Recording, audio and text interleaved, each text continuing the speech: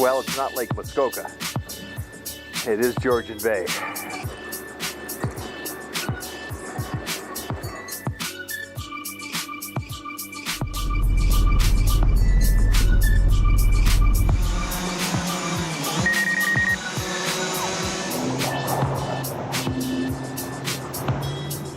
Yeah, that's the grotto back in there. You can go right in there. My own private swimming hole.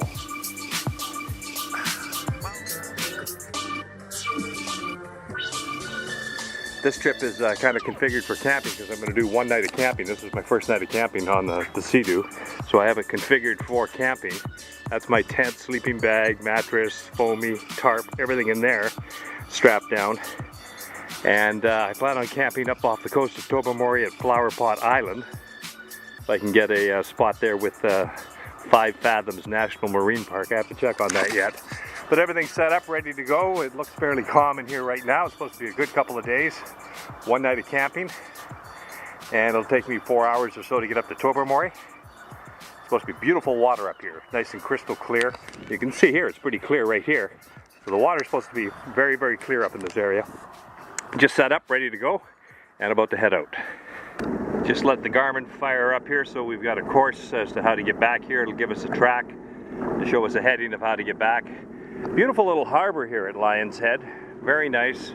I think it was $12 to park, and that'll give me overnight parking. I can come back tomorrow and get the vehicle and just leave it parked here, so $12 isn't bad at all. Just want to give you a shot of some of the cliffs along the Niagara Escarpment. This escarpment runs all the way from down around Niagara Falls all the way up to Tobermory on the Bruce Peninsula. So it's a pretty long stretch of land that sort of juts out from the earth, formed by the last glaciation age. And these are some of the rocks of the Niagara Escarpment. Shale limestone, I'm told, is what it's mostly made of. It's been eroded and carved by the wind over millions of years. And this runs all the way up to Tobermory on the Bruce Peninsula.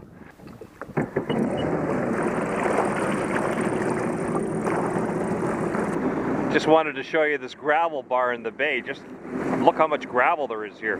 All sort of pelted flat little stones by the action of the water over thousands and thousands of years. Drops right off the shore, and look how steep it is on the gravel bar. It'd be kind of tough to tie up to that. You'd have to have a long rope to get up to those trees, and even then, it's pretty steep, the actual shore. There's a rock in the water. It's probably about 5 feet down, but it looks a lot closer than that. This whole gravel bar just stretches all the way along this bay. I don't think there's a lot of sandy spots along this bay until you get up closer to Tobermory, but a lot of rock, a lot of gravel. And if you look out that way, the wide open waters of Georgian Bay, it's probably 60 kilometers across to the other side, maybe even a little bit more, over towards Perry Sound and that way. I'm heading up beyond that point up there and around that point, just kind of hugging the coastline all the way up, which will take me up to Tobermory and 5 Fathoms National Marine Park. Some of the best freshwater diving in the world, if not the best freshwater diving in the world. This just gives you an idea of how clear the water is. That's probably 12, 14 feet deep right there, maybe 20. Crystal clear water. See right to the bottom.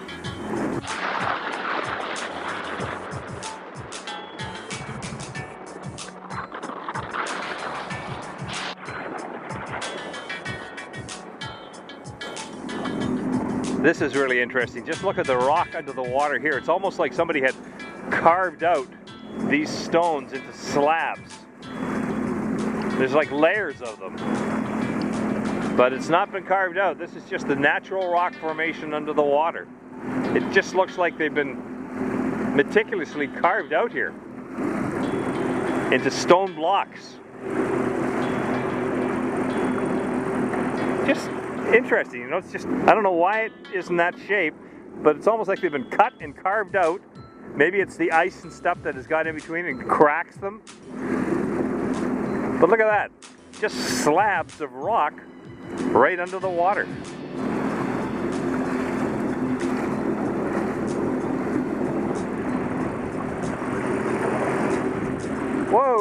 Looks like it's shallow here, but right along the edge here. It's a good thing we're on a sea-doo. You wouldn't want to get too close in here in a boat. Look at that, just like a block. Wow. Just like toy blocks.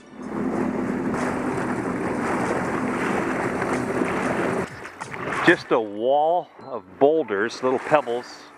Pebbles, I guess they're bigger than that. But look how flat all these stones are that have been washed up to make a wall all the way along here. It's all the way along the shoreline. I've just kind of pulled in here. There's really no place to tie up. I don't know if it's very good to park here. It could be scratching the boat up. Trying to find some place where I might be able to put my drone in the air and fly the drone and get some aerial views. But there's just no place to kind of stop. I don't know if that's scratching or not. It's pretty soft pebbles, but pebbles nonetheless. And while I'm flying the drone, is the boat going to drift away on me? Shouldn't. Because wave action is bringing it in a little bit. This is not good. Okay, let's get out of here.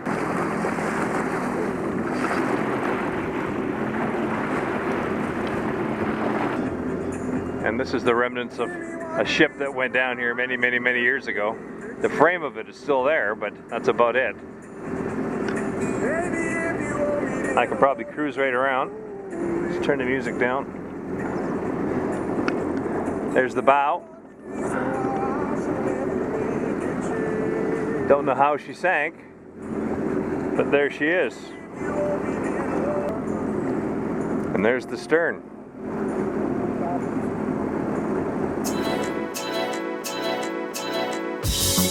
This anchorage or harbor is pretty much the only area between Lion's Head, where I started out, and Tobermory, where I ended up, that is a safe place to get off of Georgian Bay. If the weather were to get rough on you, you could get into this anchorage called Wingfield Point, which is up at Cabot Head. It's about 16 miles to, I guess, to the east of Tobermory.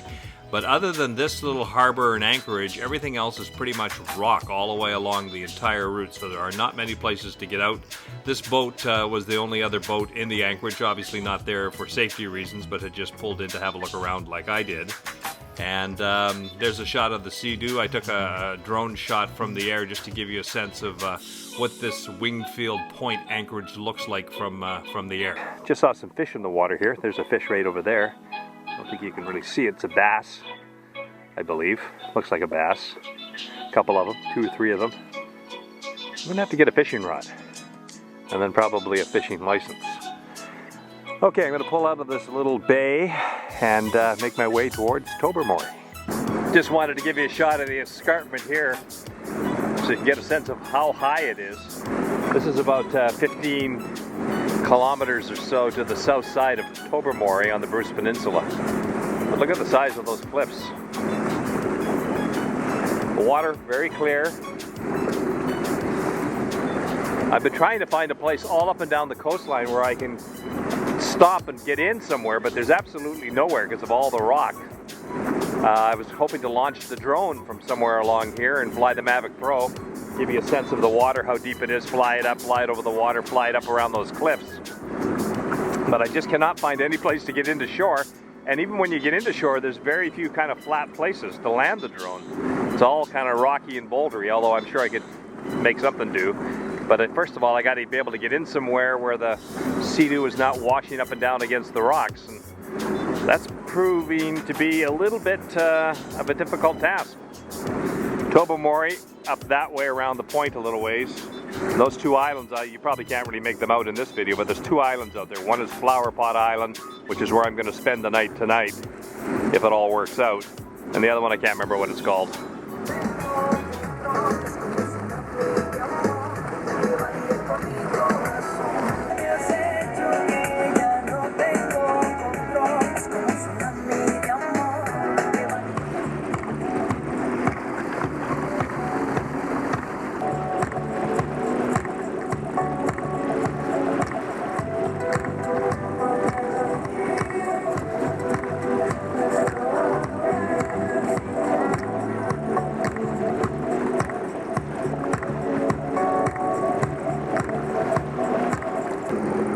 Just no place to kind of park.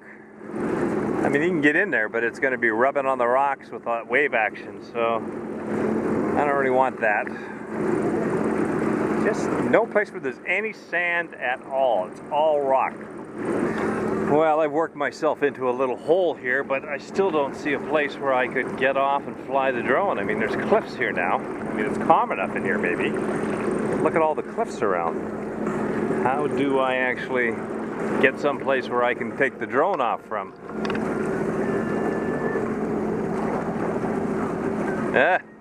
This is not easy. That's my dilemma. Can I get the drone in the air? Great scenery, no place to launch from.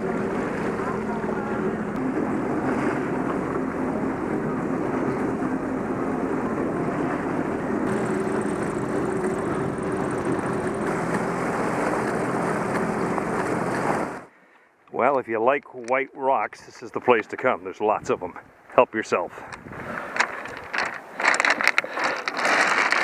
These water shoes are not the best for these rocks. Oh.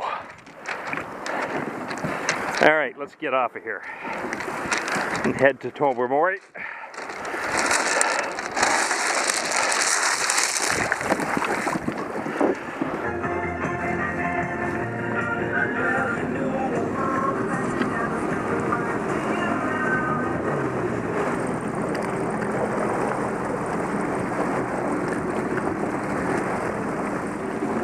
Great place for a bird nest. It looks like there are a few up there, although not as many as you might think.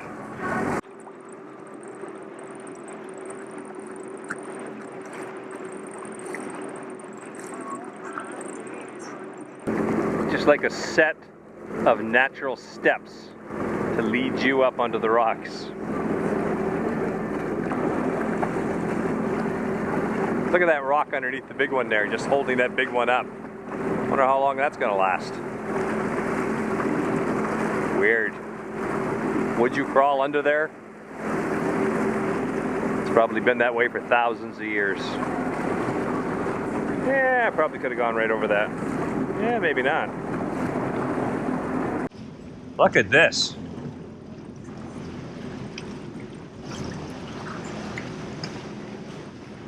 Whoa.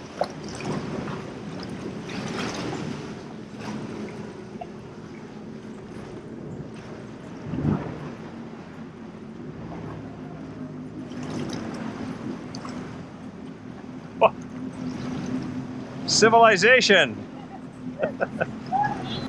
Wow, there's a lot of people out here for a Wednesday. Look at all the people.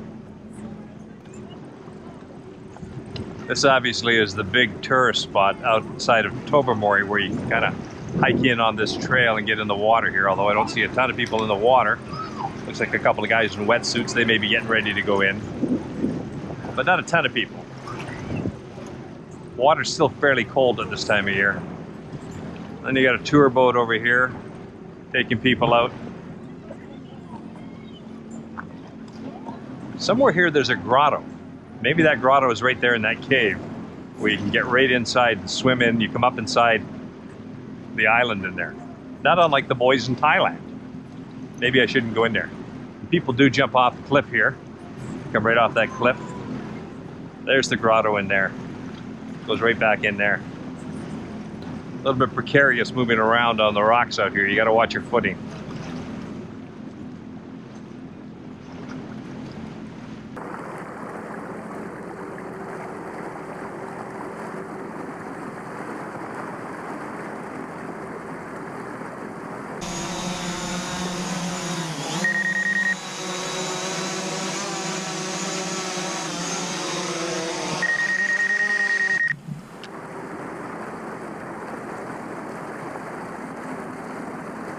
This reminds me of the water in Croatia on the island of Hvar, where I stayed a few years back. The water was a lot like this. It was a lot of rock and just as clear as this.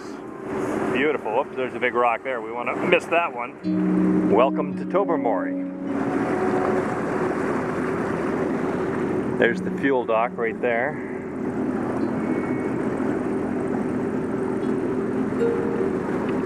I'll take a cruise down and then come back and get some fuel.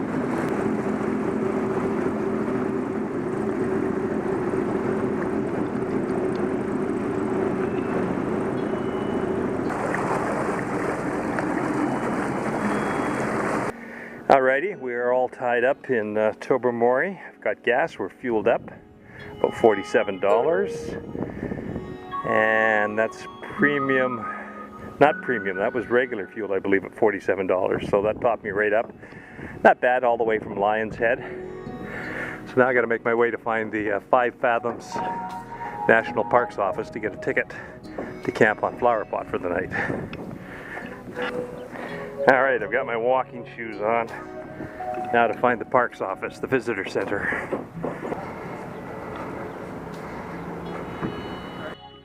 Okay, looks like I'm on the trail to the visitor center, Parks Canada. Get my pass for Flowerpot Island. I hope they haven't given it away. There's only 2 left. You couldn't reserve them, but she said she was 98% sure it'd be available.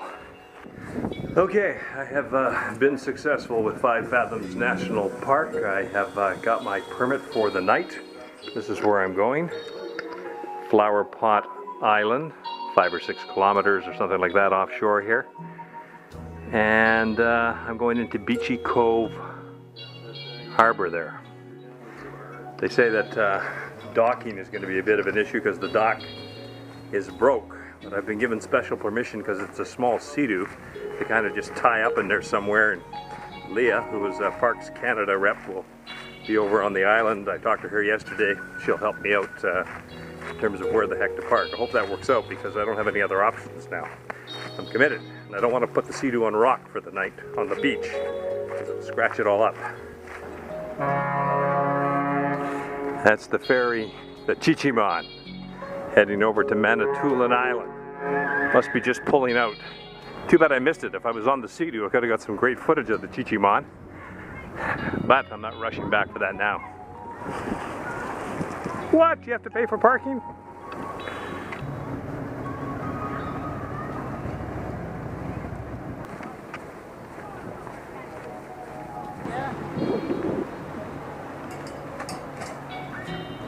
Are you launching them or are you retrieving them? Both. They look thirsty. Yeah. It doesn't take much of them.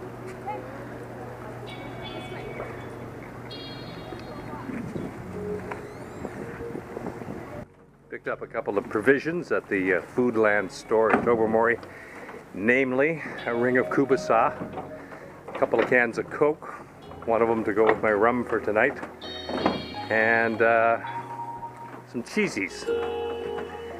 Can't be healthy all the time. All right, let's get the sea-doo hooked up and let's go look at a couple of wrecks and then head over to Flowerpot Island, set up our camp. There's a wreck right in there underneath the water where all those divers are swimming around, or snorkeling around, I guess. They're not really diving. But I am not going to be able to see it because they are all in that area and you're not allowed to get in there with a boat. There's a rule and regulation that just sort of pertains to that. But there's a wreck right down in there. I'm just probably not going to be able to get over top of it though. Welcome to Flowerpot Island. And I'll show you a little bit why they call it Flowerpot Island.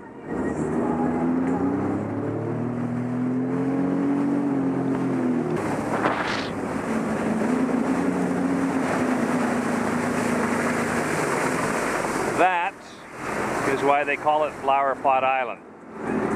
There used to be, I think 3 of them. One fell down a number of years ago. And these are the 2 that are remaining on Flowerpot Island. They've done some restabilization with them. I think they've done a little bit of concrete work to kind of prop them up a little bit, give them a little longer life, but eventually these will fall over as well. I thought they were going to be bigger. These are the flower pots, as they call them, on Flowerpot Island. Some tourists are here taking pictures. This looks like the bigger one down here.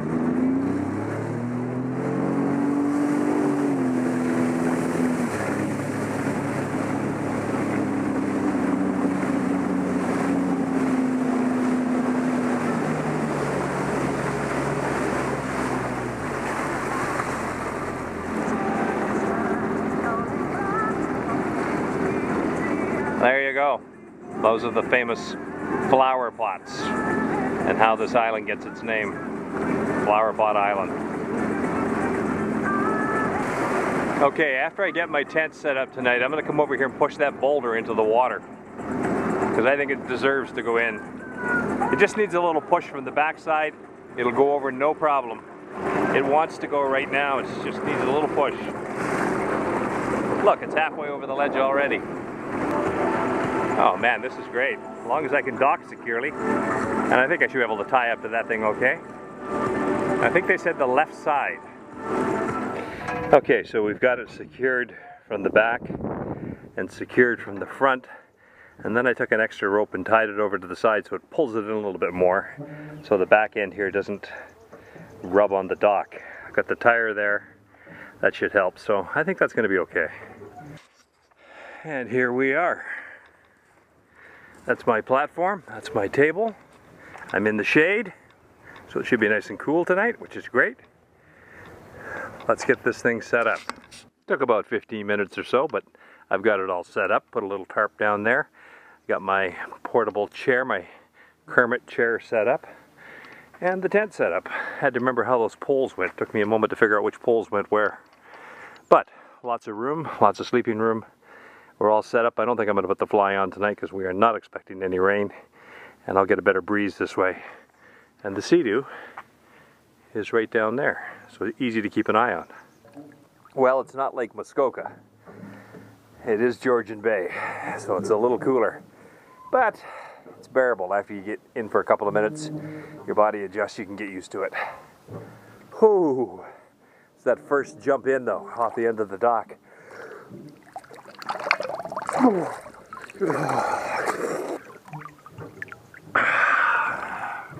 Here's my gear.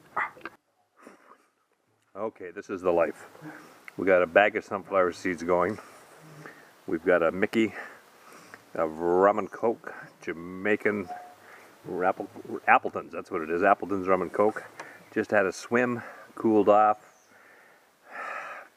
washed my hair a bit, got the camp set up. This is just perfect.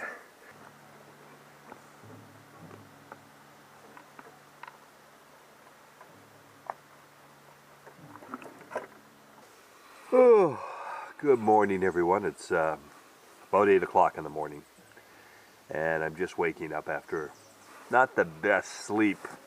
Problem was the air mattress. It kept deflating and I could count on just about an hour of it staying inflated, and then I'd have to roll off it and blow up the air mattress again because I'd be laying on the boards, sore back.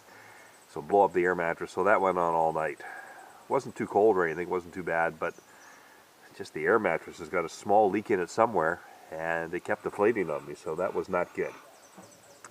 Anyway, it's calm out this morning. I'm gonna get loaded up here, take the tent and everything down, and then maybe make my way over to Tobermory, have breakfast, and then make my way back to Lion's Head.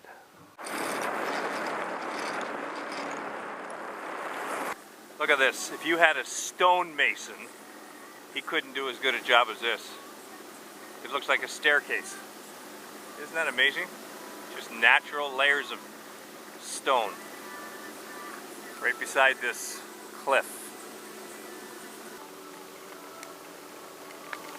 I'm going to call this the Sea-Doo wash spot. Just pulled in here and gave the Sea-Doo a wash down with a little bit of dish soap and a rag. And look at my environment here. You just pull in here, you can walk right around here. And I just spun the Sea-Doo around a few times, put a little soap and water, and just scrubbed her down so she's all clean.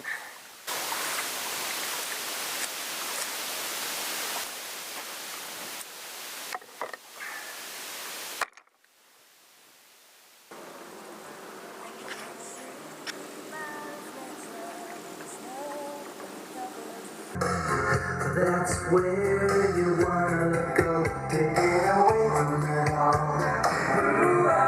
Take it to Bermuda, Bahama, come on, pretty mama. Jamaica, ooh, I wanna take it to Bermuda, Bahama, come on, pretty mama. My own private swimming hole. Well, more or less private, more or less. Get out of here, will you guys? Come on, baby. Come in where it's a little shallower so I can get back on you.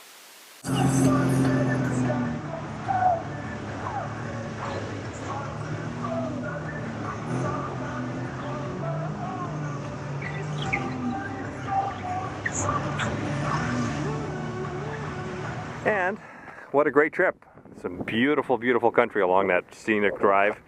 And I'll have to do that again sometime, take Lois along and do that with her. Configured for camping, first time camping on the Sea-Doo, all that went pretty well. That system seems to work pretty good with the Ortlieb bag, the waterproof bag tent and everything in there. So that worked really well. Just gonna load up, and about a 3-hour drive, a little over 3 hours to get home yet. So it's only 1:30 or something like that, 2 o'clock, so I got lots of time. Great trip, Georgian Bay.